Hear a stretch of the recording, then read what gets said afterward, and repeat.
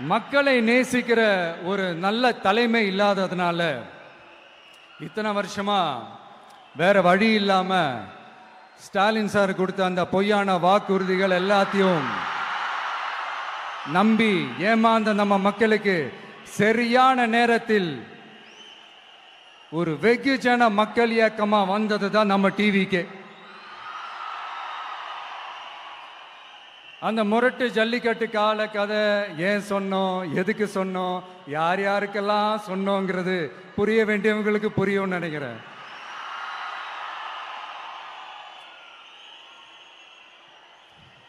இப்போ நாம ஒவ்வொரு வீட்டில் உயிரா உணர்வா இருக்கிறோம். ஆனால் நான் உங்க எல்லாரையும் நேரில் சந்திக்கணும், நீங்க இருக்கிற ஊருக்கே உங்களை சந்திக்கணும் அப்படின்றது தான் எனக்கு மனசுல இருக்கிற ஒரு பெரிய ஆசை.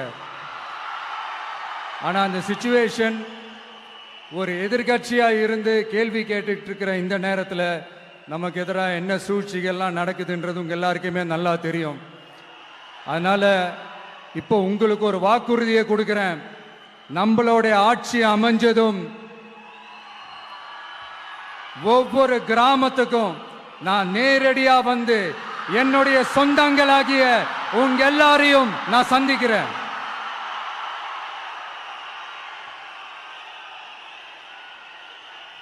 கொஞ்ச நாளைக்கு முன்னாடி நம்ம ஸ்டாலின் சார் ஒரு உருட்டு ஒன்று உருட்டினாரு, நீங்க கேள்விப்பட்டிருப்பீங்க.